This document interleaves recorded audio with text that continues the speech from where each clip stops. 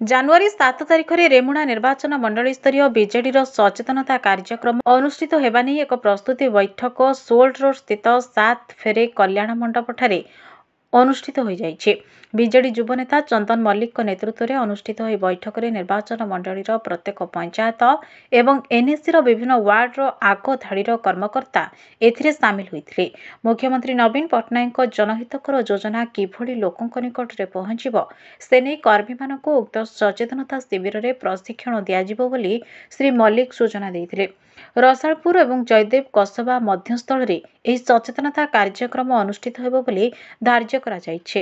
ରବୀନ୍ଦ୍ର ସାହୁଙ୍କ ସଭାପତିତ୍ୱରେ ଆୟୋଜିତ କାର୍ଯ୍ୟକ୍ରମରେ ବିଜେଡିର ଜିଲ୍ଲା ଉପସଭାପତି ତଥା ବ୍ରିଟ୍ର ପୂର୍ବତନ ଅଧ୍ୟକ୍ଷ ଗୌରୀ କୁମାର ରାଉତ, ରବୀନ୍ଦ୍ର ସେଠୀ, ହଳଧର ସେଠୀ, ବିକାଶ ସିଂ, କମଳାକାନ୍ତ ଦାସ, ପ୍ରୀତିବାସ ମହାରଣା, ରତିକାନ୍ତ ମହାନ୍ତି, ଆଦିତ୍ୟ ମଲ୍ଲିକ, ରାଜକୁମାର ଗିରି, ଜୟନ୍ତ ମଲ୍ଲିକ, ବିଜୟ କୁମାର ବଳ, ଦୀପଙ୍କର ଦାସ ପ୍ରମୁଖ ମଞ୍ଚାସୀନ ହୋଇ ବକ୍ତବ୍ୟ ପ୍ରଦାନ କରିଥିଲେ। आज आम गोटे प्रस्तुति बैठक आयोजन करुँ एटी सबु पंचायतर 2 ରୁ 3 जन फ्रंट लाइन लीडर मानक डाकिकी जे माने संगठन साहित्यिक रखुन से डाकिकी आम एक प्रस्तुति बैठक आयोजन करुँ।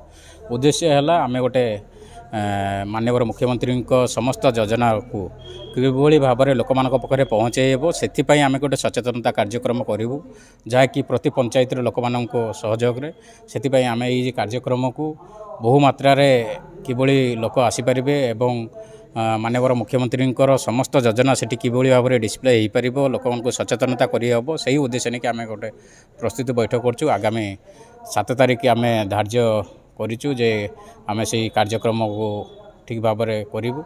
ये आम प्रस्तुति बैठक जो आम समस्त निर्वाचन आमर जे निर्वाचन मंडल समस्त पंचायत कर्मकर्ता सहयोग आम गोटे रसालपुर हो बा कस्बा मझा मझीरे आम करूँ जहाँकि लोक माननीय मुख्यमंत्री समस्त योजना बाबद जापर।